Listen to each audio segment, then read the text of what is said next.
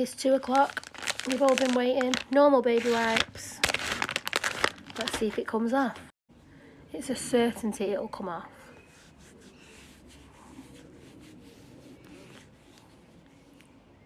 You can tell already. So everybody is panicking for nothing unnecessarily. I told you it would come off. I've been wearing tan for over 20 years. I know exactly what I'm doing. And this will just leave a nice glow. At least my eyebrows didn't disappear like yesterday. And around my mouth tends to go a bit darker, so just an extra bulb. Nothing wrong with it at all. I like that colour now. I'm going to dye my hair tonight, so that'll help the hairline. But you were wrong. I was right. There's nothing at all wrong with it. So girls, don't be frightened to apply loads like I did. If you do want that bit of a darker shade. Teeth. If you do want a bit of a darker shade, it works. Don't be scared. Pro.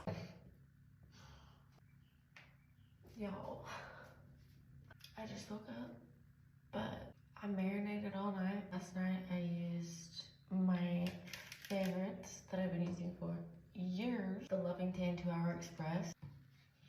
Just woke up, so that's why I'm looking crazy. I usually sleep in cute matching sets, but I slept in my tan clothes.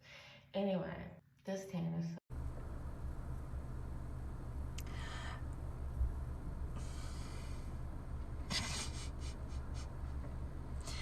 Pray for me. God.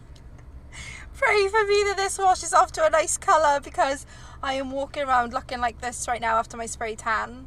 Also, my hands are going green. Oh God. I left my tan on for 13 hours to see what would happen. I wanted to see just how far I could push it without seeing any shitty side effects. So here are the results. When I woke up and pulled out my camera, I was in actual shock, because I don't actually get crazy dark results from a mitt. I usually use a rubber glove, but this was freaking insane. I mean, it definitely grabbed my knees a little bit more than usual, but in saying that, I chucked this on in like 5 minutes and I didn't prep at all. I honestly almost think it is too dark for me. I think I'll stick to 2 to 6 hours because I get the best results in that time frame. Welcome back everyone on my channel. I'm excited to have you today. We're going to talk about one of the topics that has been trending so far on the internet for like about 2 weeks. People are just want to explore more products that are melanin related, and so many people are like, the interest of melanin related injection is increasing. Obviously the temperature, like we're in the middle of the summer, so the temperature is actually high in the many parts of the world, and alongside other familiar advice that people are given of using sunscreen, drinking much water, all those like advice that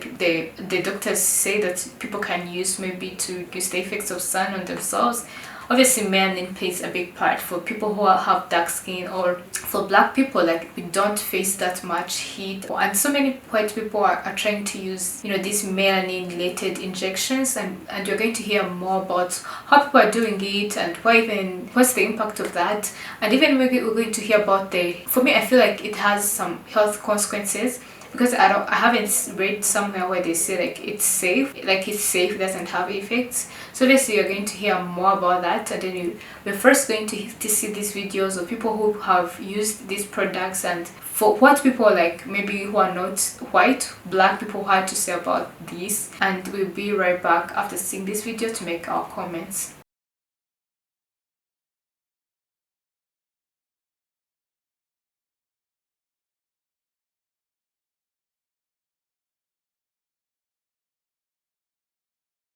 So let me get this straight. People are now injecting themselves with a peptide called MT2 to get the exact same brown skin that women have been told to bleach off their bodies for centuries. Someone make that make sense. And here's the part that we should all be concerned about. MT2 is a synthetic version of a hormone that tells your body to produce more melanin. It's not FDA approved, not for tanning, not for anything. So what people are injecting is unregulated. No oversight on the purity, no oversight on the dose. And the side effects? I'm talking nausea, blood pressure changes, and here's the most concerning one. It darkens your moles and can change them. And you know dermatologists have flagged that. You have to start asking the adult questions.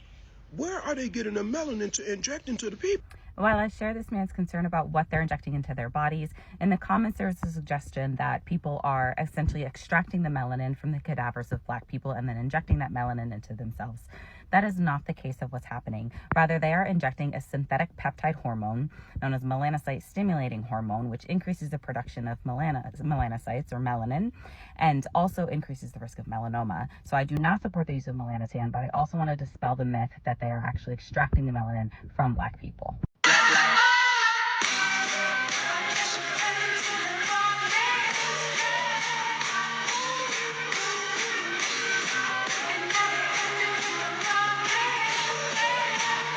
Somehow I ended up on Tanning Talk, and so my feed is just full of these videos of before and afters of people showing their insane tan that they get on vacation, people strategizing how to get the most out of their time outside tanning when the UV index is 7, 8, 9, or even higher. I hate to break it to you, but tanning is a sign that your DNA is being damaged by the sun. Even if you're not burning, and even if you're wearing sunscreen, if you're laying out in the sun to the point where your skin is changing color, you're doing damage. Now, the amount of damage required to tan is going to be very different from person to person based on their skin type and genetics. So take me, for example, as a super pasty person. I do not tan easily, and so I have to accumulate a lot of sun damage before I start changing color. But others, based on their skin type, may tan with very minimal UV damage and sun exposure. DNA damage is cumulative with time and increases the risk of deadly skin cancers like melanoma, disfiguring skin cancers like basal cell carcinoma, which I'm diagnosing in people in their 20s now, and not to be vain, but premature skin aging and wrinkles. So just don't do it.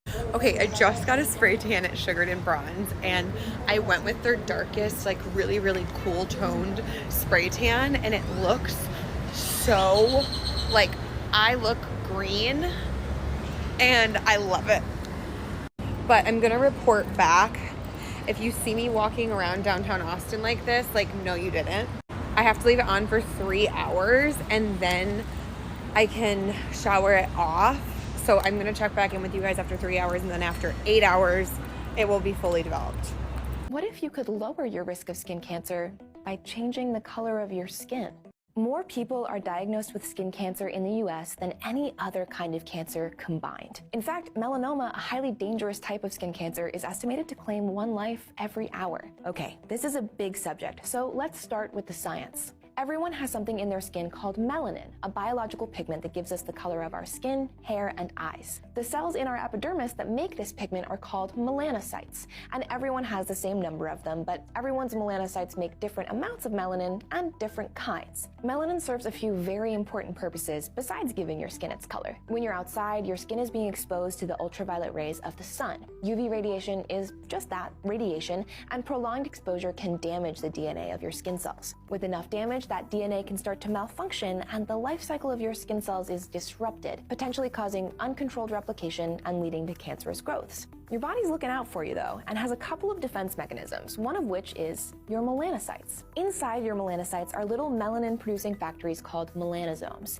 If the mitochondria is the powerhouse of the cell, the melanosome is the powerhouse of the melanocyte. And there are 2 kinds of melanin produced by these melanosomes: eumelanin, a darker pigment, and pheomelanin, a light-colored pigment. Eumelanin blocks UV photons from damaging your skin, so those without a lot of it, or people with lighter skin, are at higher risk of sun damage. So when your skin is exposed to more sun, your melanocytes are turned on to produce more UV-blocking melanin to protect your cells. How much melanin and which kind is controlled by your genes. That's why some people's skin tone deepens, or is making more melanin when exposed to sunlight. Others can't produce more than a certain amount of melanin, and so find their skin exposed to more damage, resulting in sunburn. So more melanin equals darker skin tone and equals protection from the sun's harmful rays. The big takeaway from all this detail is that those with more melanin, particularly eumelanin, are at decreased risk for skin cancer.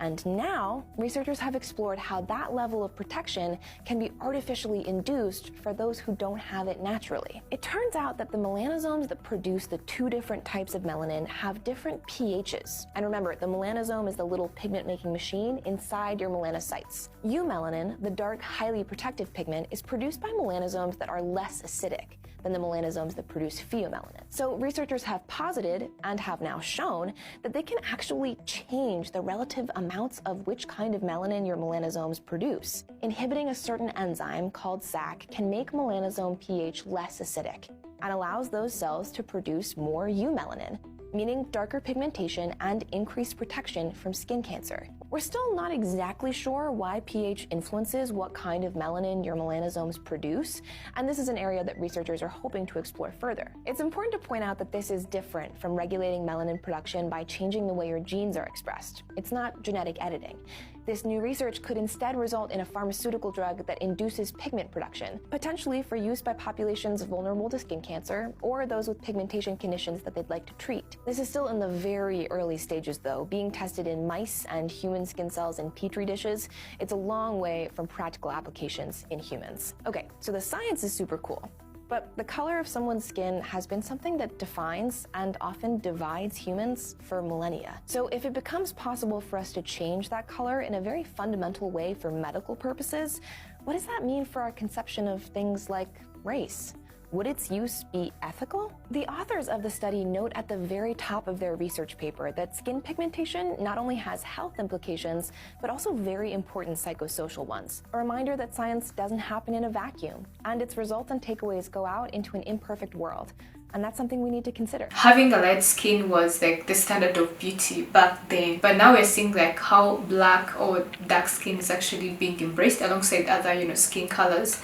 But I feel like it has started to be acknowledged. We can't all forget the time when like the lighter skin was like the ideal beauty standards for many people, and even actually like people could bleach themselves so that they could, like black people could bleach themselves so that they could look like white people. For so long, dark skinned people were told like their futures needed to actually change a little bit so that they could fit in the beauty standards. But right now, like the conversation are changing. People are starting to embrace beauty, like black beauty, and starting to see like it's worth being celebrated, not just because it's a trade or it's now fashion, but because it has always been worth celebrating. As we all know, or for some people do know, melanin is actually a built-in sunscreen that reduces the chances to have skin cancer, and also it prevents like the DNA damage. But I don't think injecting this melanin related injection, I don't think it may act like as the natural, maybe for people who have like the natural melanin. I don't know. I don't think so.